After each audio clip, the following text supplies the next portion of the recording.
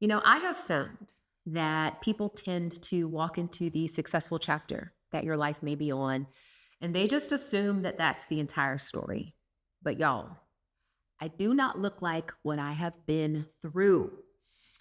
People often ask me to describe myself. And to be honest, nothing on my resume comes to mind immediately. It's just six words, and that is I am a statistically improbable product of God's grace. Um, I'm Nona Jones, and this is my story.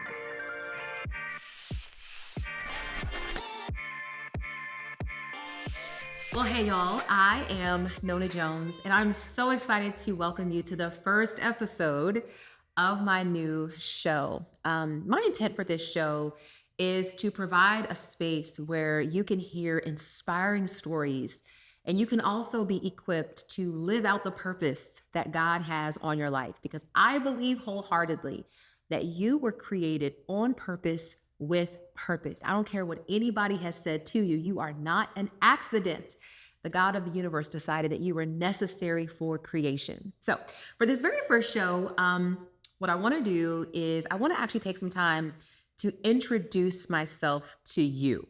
Over the course of this season, I'll have different guests join me to navigate some topics. But for this first episode, I just want you to get to know me. And I've been interviewed many times on many different platforms, but I think there's just nothing like being able to tell your own story in your own words. So I need to offer a trigger warning just at the outset, because my story does include things like sexual abuse, physical abuse, attempts at suicide. And as I'm sharing these parts of my story with you, if you ever feel uncomfortable or if you ever start to feel triggered in any way, please take care of yourself and step away, okay? Now, that said, I do need you to know that you are looking at a woman who, yes, that is part of my biography, y'all, but I embody victory, I embody hope and the redeeming power of God, all right? So we're gonna get started with the first question. What was my childhood like? Um, so my mother and father were married for about 13 years before she got pregnant with me. I'm an only child. And my father always wanted to have children, but my mom did not want to have children. And he was so excited to finally become a dad.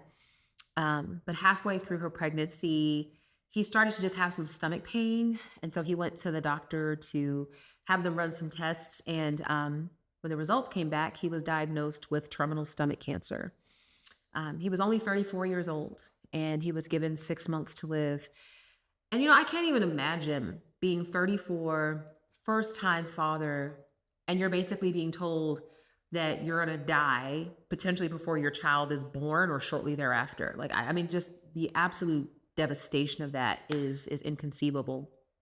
But he fought really hard and he lived until I was almost two. Almost two. I have quite a few pictures of him with me because he was bound and determined to make as many memories with me as he could. He really wanted to imprint his love for me on me. And after he passed away, I think my mom, she just met a guy who promised to take care of us. And so she moved us away to the other side of the country. And that relationship just kind of fell apart. And I remember different men coming in and out of our condo. But then she found a guy who became her live-in boyfriend. And the thing is, like, I did not like him from the beginning. There was just something about him that I just remember, like, it scared me. And so I even told her, I was like, I don't really like him. But she said, hey, give it time. He'll grow on you. He's a nice guy. And so eventually he moved in. It wasn't too long after they met that he moved in. And my mom's sister passed away. This is when I was maybe like 5.5. She passed away. And so she had to go back up north for the funeral. And I remember so vividly being in her bedroom as she was packing her suitcase, begging her to take me with her. Because as much as I wanted to go with her, I did not want to stay with her boyfriend even more. Like I just didn't feel safe.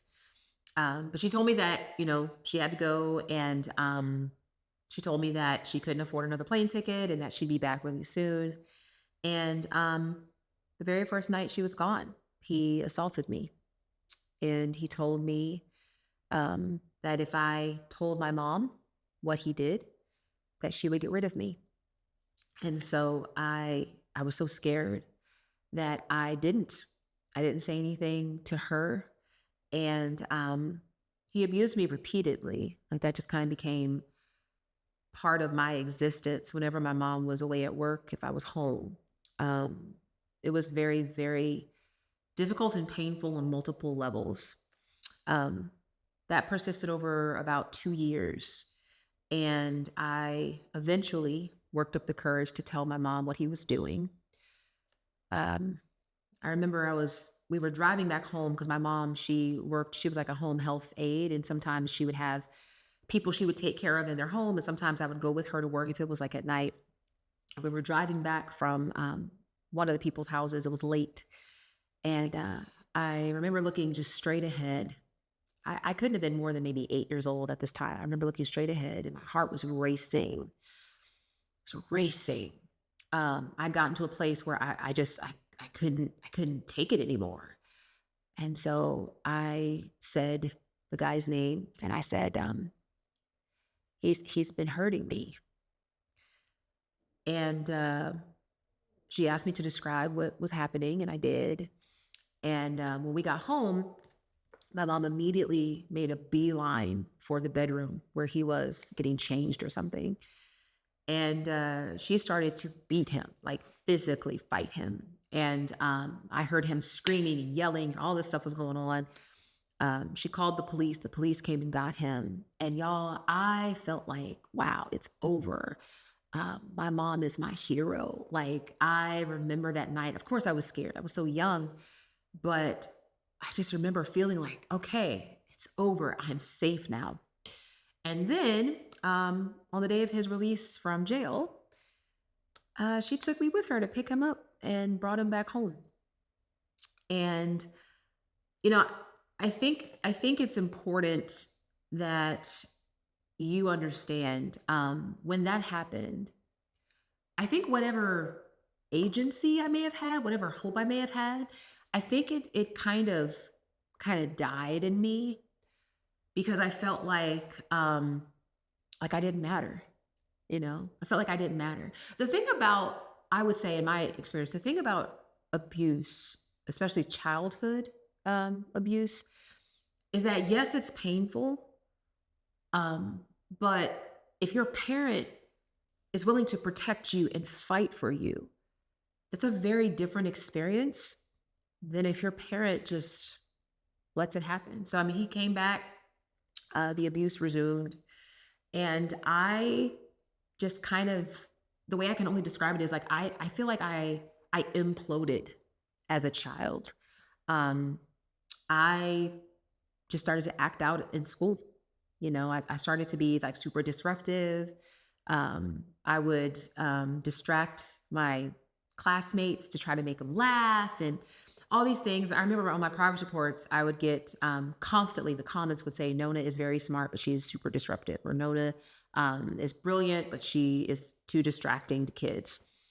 So I became a problem child. I was labeled a problem child in elementary school. And this is why I am incredibly empathetic for children, for young people who act out in school. That was me. I was the kid getting sent to the principal's office constantly. I was the kid who, I remember my teacher like pulled my desk out of the little island that I was in with my classmates and put it in the corner because I was just so disruptive and so distracting.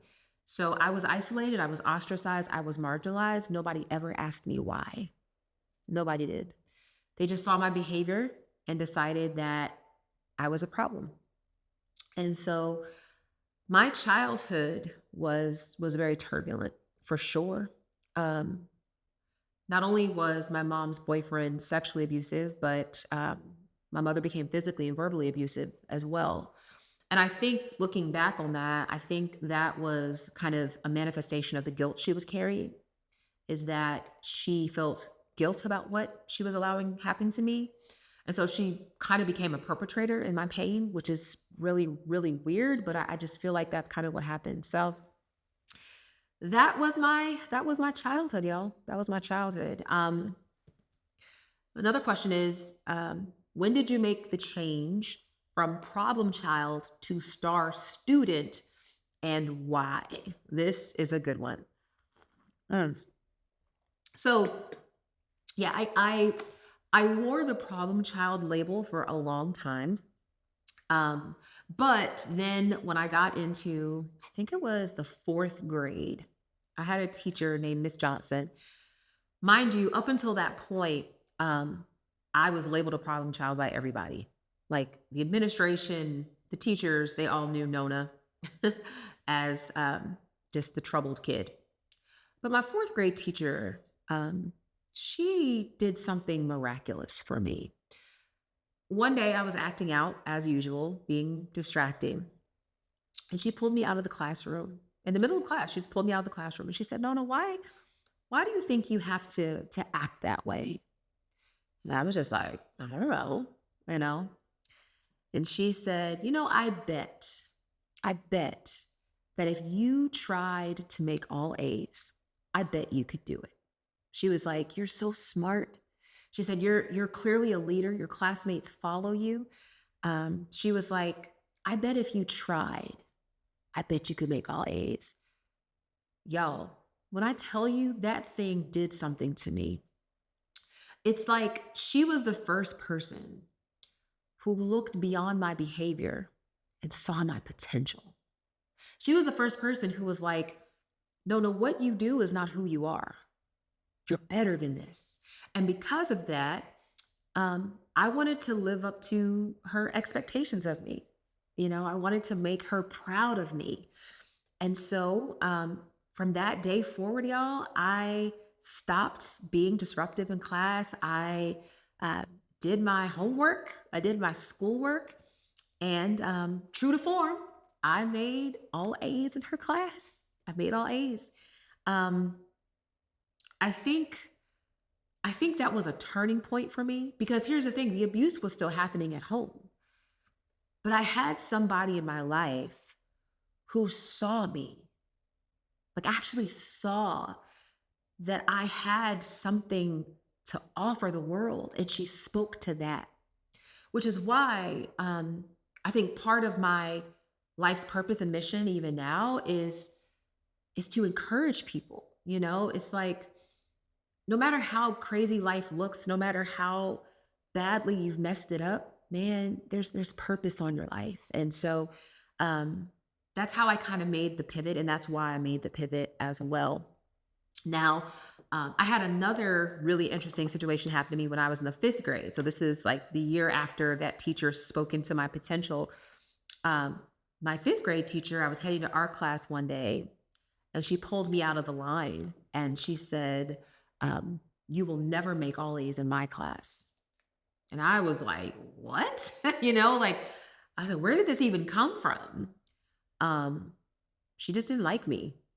She did not like me.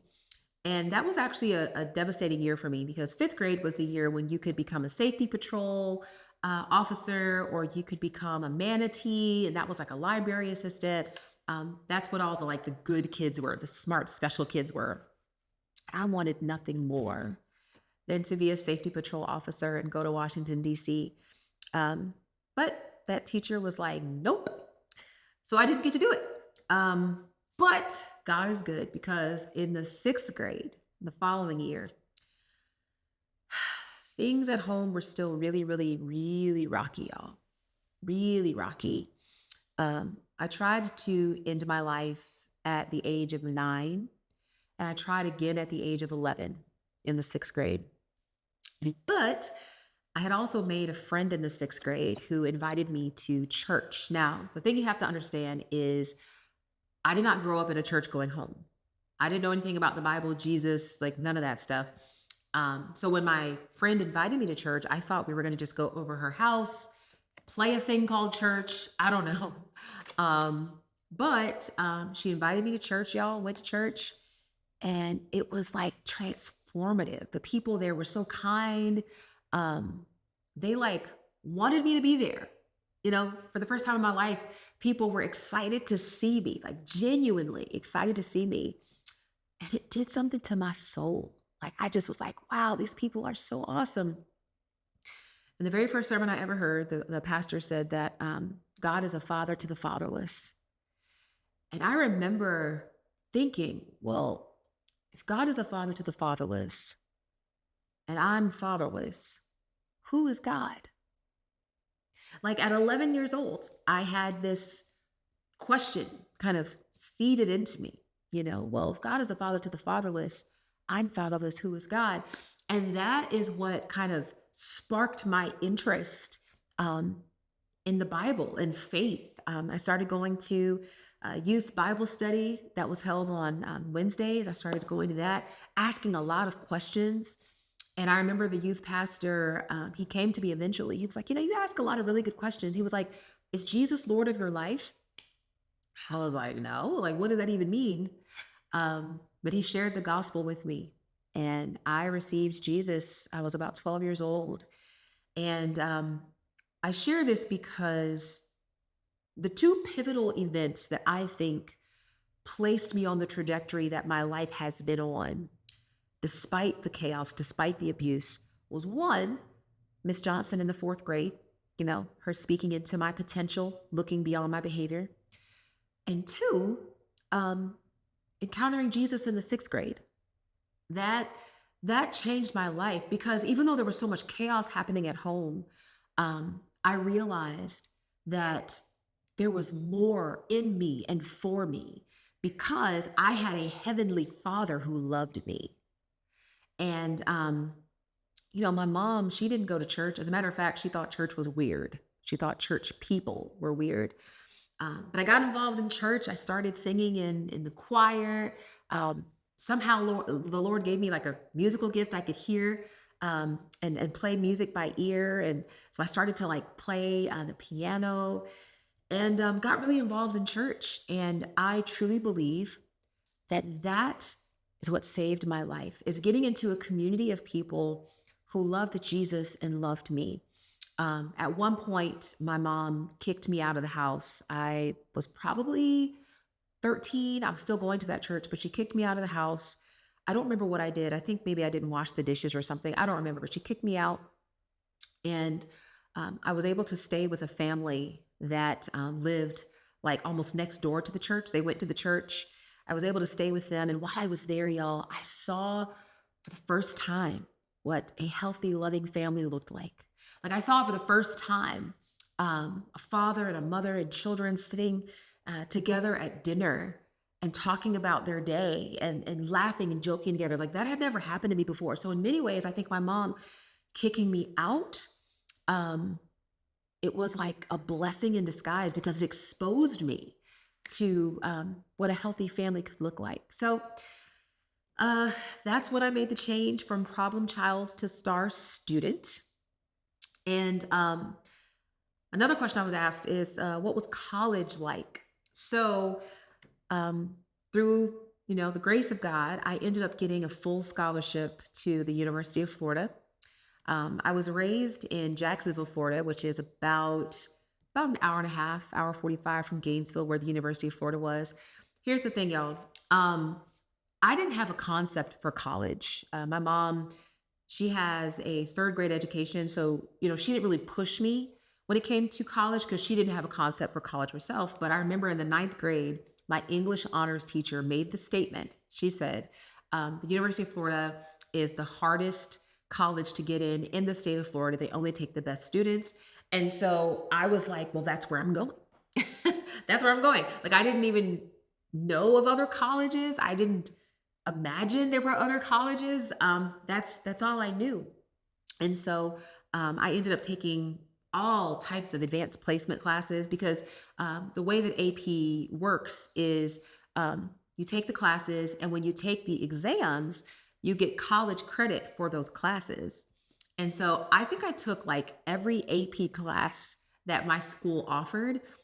When my when my classmates were taking like PE and chorus for electives, I was taking like AP biology 2, an AP chemistry 2, an AP anatomy physiology. Like I was so dead set on going to college. I was going to be pre-med. I wanted to be a microbiology and cell science major. And so when I took my AP exams, y'all, I passed them all. I ended up attending the University of Florida as a first year sophomore. So full scholarship. I was just like ready to, become a physician. I was going to become an oncologist. Specifically, I wanted to study cancer. I actually even had a theory about how to cure cancer going into college. And so I was pre-med until my second year when I was doing a summer program with the National Institutes of Health. And my project sponsor was a physician who was an older gentleman. I think he might have been kind of jaded too, because he asked me, he was like, why do you want to be a doctor? And I said to him, like all bright-eyed and bushy-tailed, I was like, because I want to be a partner in people's healthcare. I want to help them heal and know that they have someone who believes in them and all this stuff. And he was like, that's not what we do. It's about the medicine. It's about the science. We're not here to give people hope and all this stuff. I was like, woo, this is not the profession for me. And so I actually changed my major from microbiology and cell science to communications. I was like, well, if I can't be a physician, then I guess I could maybe be a news anchor or something. And so I changed my major to communications. While I was in college, I joined a bunch of student organizations. I was in leadership in several of those organizations. It was a really, in hindsight, it was a really awesome experience. I left home and did not go back. I had made that decision in high school that when I left home, I wasn't going back. And so when I went to college, part of the reason why I worked so hard to get a full academic scholarship is because I did not want to be in a situation where I had to depend on my mom or her boyfriend for anything. And so I worked really, really hard for that. But anyway, changed my major to communications. And y'all, when I went to college, I was on fire for Jesus. Like I joined the gospel choir, immediately joined a church. I was on fire for Jesus. But third year, I had a season of backsliding. I laugh about it now because if you would have told me then what I would have done, I would be like, there's no way. But what essentially happened was I got involved with some student organizations that were into partying. Y'all, I had never been to a party in my life when I went to college. Didn't curse, drink, smoke, none of that stuff. Y'all, wasn't sleeping around doing nothing. Like I went to college like holy of holies, okay? But joined some organizations and like parties was their thing. So I got introduced to this whole other life, I started to go out a little bit, drink a little bit, got into some relationships that were not good for me at all. Learned very quickly that the word of God is right. There is nothing for you out there in them streets, y'all. But I had my prodigal moment. I think it was like over the course of maybe a summer. I had my prodigal summer. And then I thank God he kind of brought me back to himself. But it was a very, very difficult time. Shortly after my prodigal summer, as it turns out, I met my husband, which is one of the questions that I was asked. How did you meet your husband? So this was back in 2002. This is before any of the dating apps like Bumble. I don't know what all they are. Bumble, Christians Meet, whatever they are. I was on a website called Black Planet, which was like MySpace for Black people back in the day. And there were chat rooms on this website, and I would normally just connect with friends from high school in these chat rooms. We would talk about college and how life was going. And one morning I woke up and there was this chat bubble that was on my screen, and it just said, "Hi, how are you?" And it was this random username. I didn't know who it was. So I closed it And it happened for like 3 or 4 days. And I didn't know who the person was. And so eventually I was like, this person is really persistent. Y'all, this was before we thought people were like creepy for reaching out if they didn't know you. So I was just like, oh, okay, cool. I don't know who this person is. But I responded eventually and I was like, hey, if I know you, email me. Here's my school email address. Just email me because I'm not on here apparently when you're on here at night because I went to sleep early. So anyway, turns out that the person who was messaging me was this guy named Tim Jones. He was living in Panama City, Florida. And he emailed me and told me that he was from Gainesville and that he just came across my profile and just wanted to say hi because he would come in town periodically in order to help his dad who had a church in town, and just wanted to say hi to another person in Gainesville. And I was like, oh, that's very cool. So we exchanged emails for, I don't know, maybe a month or so. And then he said, hey, I'll be in town this weekend. Can I take you out to dinner? And so I was like, sure. Now, I didn't know if he was crazy. And so what I did, I thought I was being smart, is I asked my best friend at the time, I said, hey, can he pick me up from your apartment? And she was like, of course.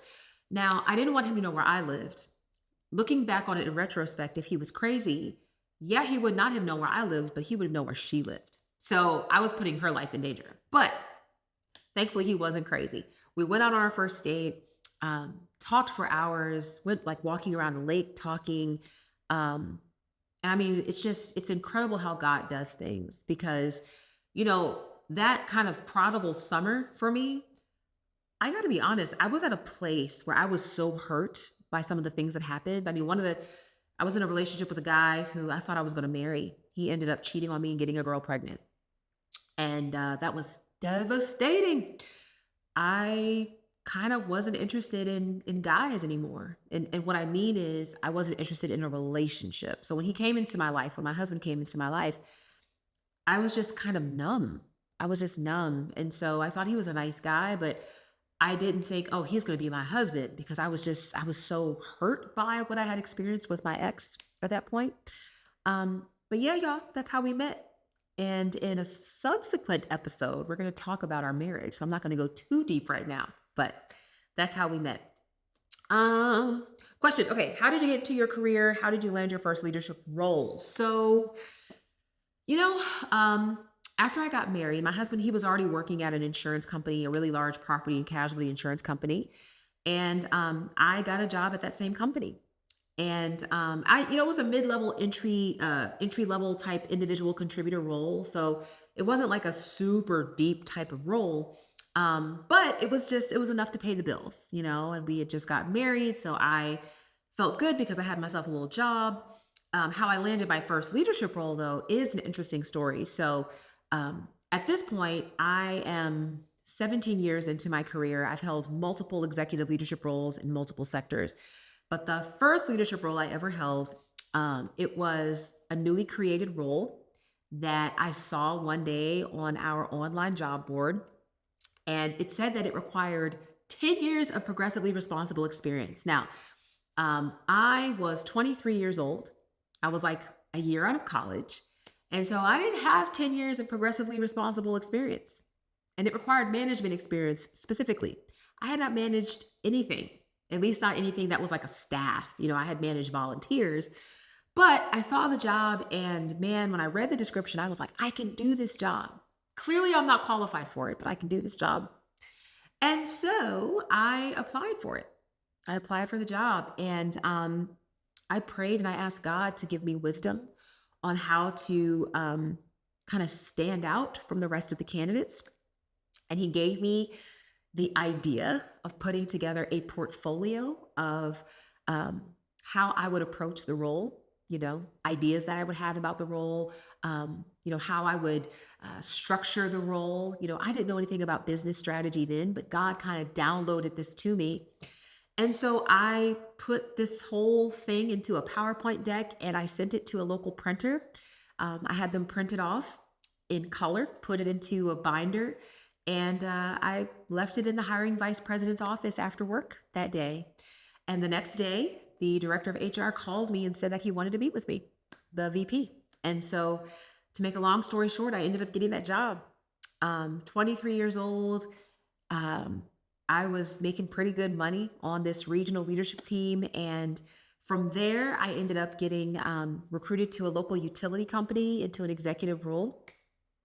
And from there, I got recruited to a really large nonprofit in a C-suite level role. And then I ended up getting recruited to Facebook. And one of the questions I have on here that I get asked all the time is, how did you end up at Facebook? Well, first of all, you have to really develop an ear to hear the voice of God. I believe this wholeheartedly, because there are times when God will say something to you that doesn't make sense. And if you are not tuned to the voice of God, you will overlook it. When I was in that nonprofit C-level role, man, I loved what I was doing. Like, I went into the office every day, so excited, loved what I was doing. But I was about 3 years into that role, and I heard the Lord say one day when I was in prayer, "This assignment is over." And I was like, that can't be God, because I love what I'm doing. I don't know where that came from, but that don't sound right. So I waited a few more days. I went and I prayed again, and I heard the same thing. This assignment is over. And so I was like, all right, Lord, if this assignment is over, what do I do next? And I heard the Lord say, resign at the end of the fiscal year. Now, y'all, this was February of 2017. Okay. Actually, this was April of 2017. That's right. This was April of 2017 when he said this to me. The end of the fiscal year was June 30th of 2017. All right. That's 2 months later. I went to my husband. I was like, hey, God said that I need to resign from my job. And he was like, really? Are the bills resigning too? Like, we have a mortgage, car payments, student loans. We have kids in private school. Like, how are you saying God told you to leave a job that is paying for our stuff? And I was like, man, I don't know, but this is what God said. So anyway, fast forward to June 30th, 2017, the day that God gave me to resign. I sit across from my boss, who was the CEO, give her my letter of resignation. She's shocked. She's like, what's happening? What are you doing? Can I convince you to stay? What can I do? I was like, no, I just feel like I need to pursue other opportunities. And she was like, well, what are you going to do? Like, I need to be able to tell the board something. And I was like, I'll tell you soon. I didn't know. I was like, I'll tell you soon. I got in my car. I was driving back home. We met at, I think it was 1:00. We finished talking around 1:40 p.m. Get in my car. I'm driving home. I leave right after this conversation. 2:05 p.m. My cell phone rings. It says a 650 area code, San Francisco, California. I just thought it was a telemarketer, so I wasn't going to answer it. And the Holy Spirit was like, answer that call. I was like, what? So I pick up the phone. I say, hi, this other woman on the other end. She goes, hi, is this Nona Jones? I said, yeah. And she said, I'm calling from Facebook. And I was like, Facebook doesn't call people. So who is this? And she said, no, really, I'm calling from Facebook. And she proceeded to tell me how Mark Zuckerberg had changed the mission of the company to focus on community building, and that one of the communities that they wanted to serve in a better way was the faith community, and that my name had been given as somebody to talk to about potentially helping them do that.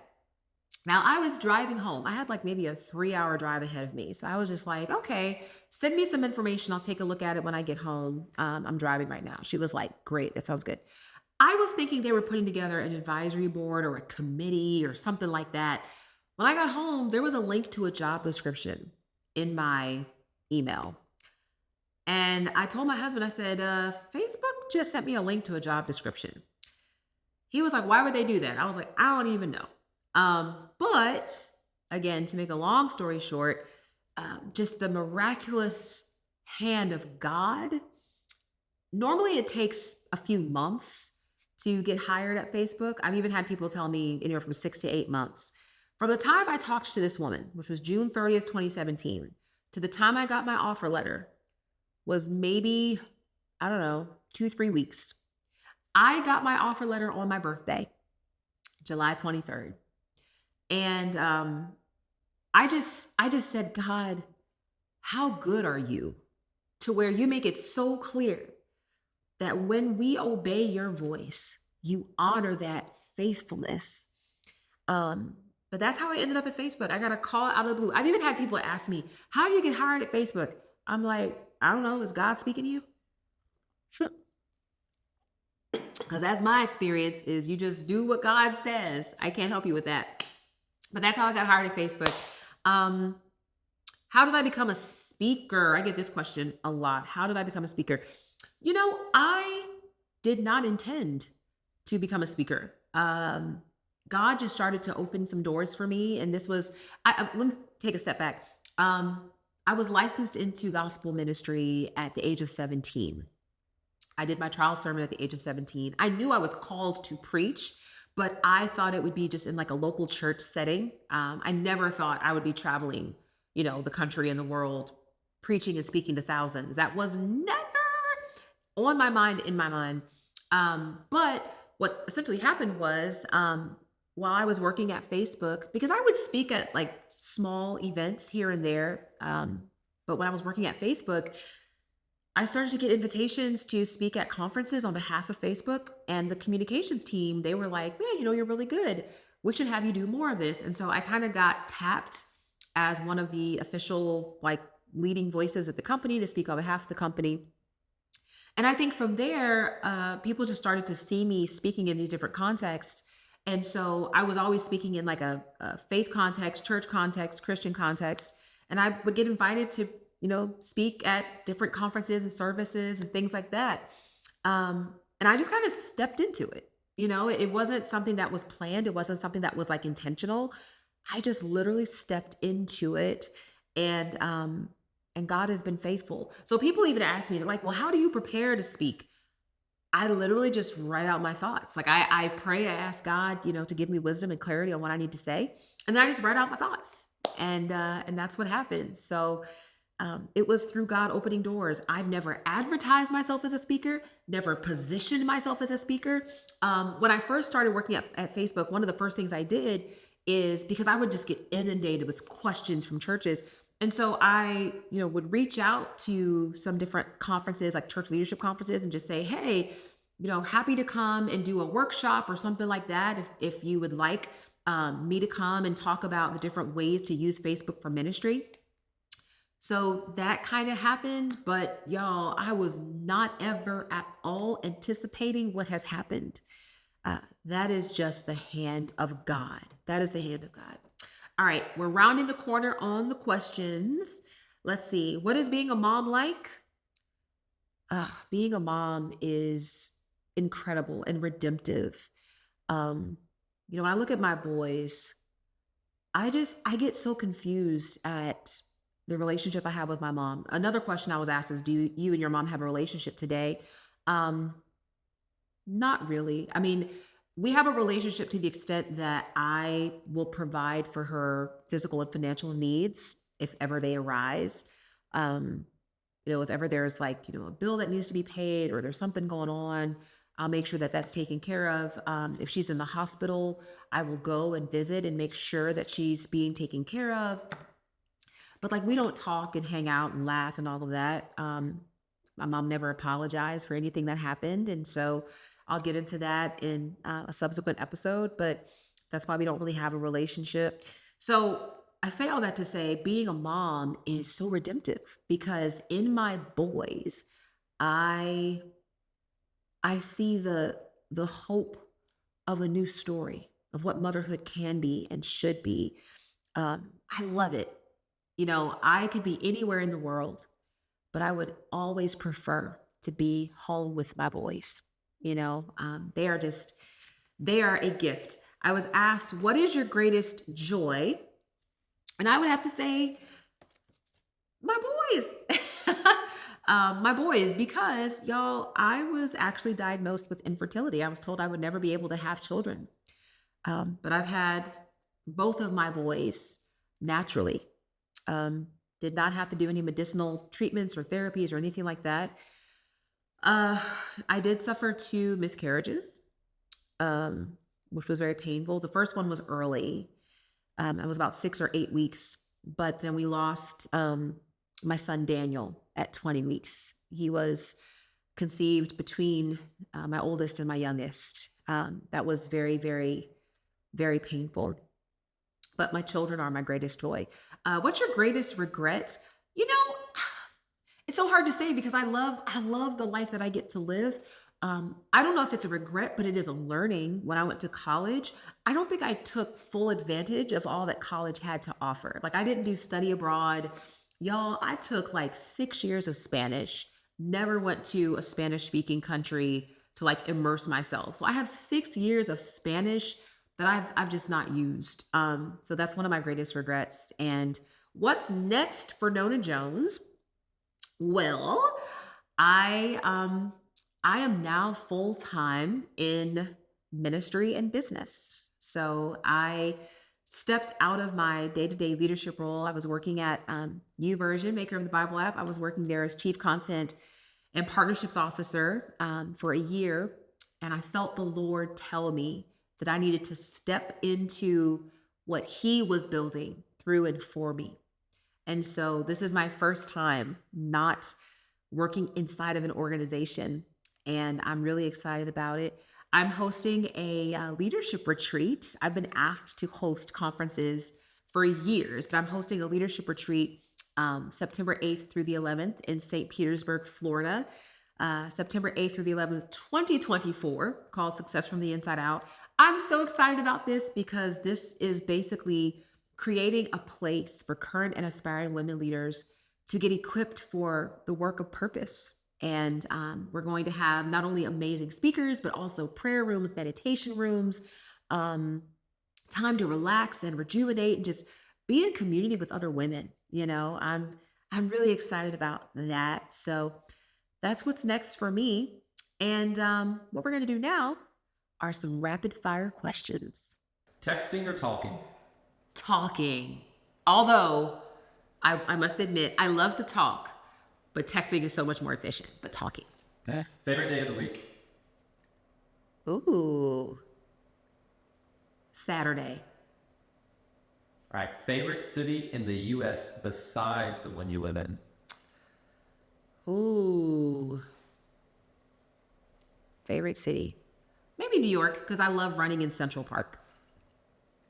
Favorite holiday? I think my favorite holiday is Thanksgiving. I love the family, the food, the games. Scale of 1 to 10. How good of a driver are you? 10. I'm not gonna wood because as soon as I say 10, then something happens. But I've been very blessed. Have not had any accidents. The only tickets I've had is because I didn't notice the speed limit change.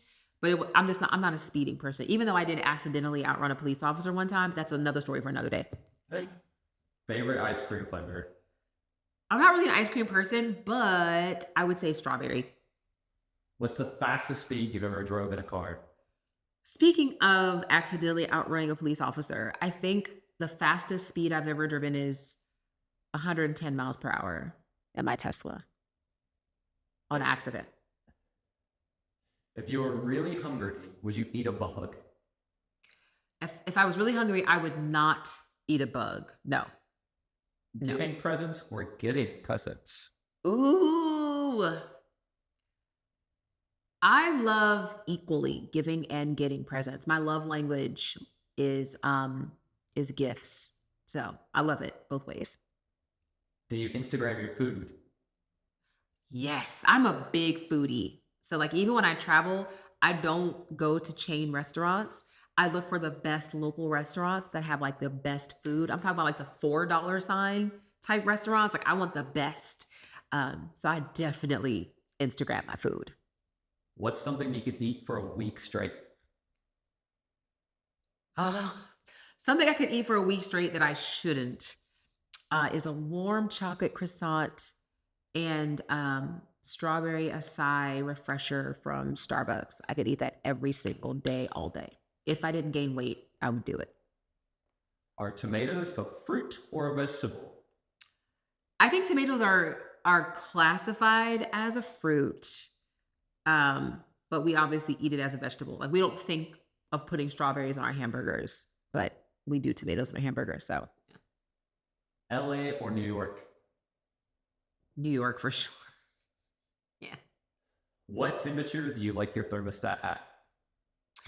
Ooh, I like it to be cold when I go to sleep for sure. So I would say anywhere from 68 to 70. Last one. Who inspires you? Phew, so many people.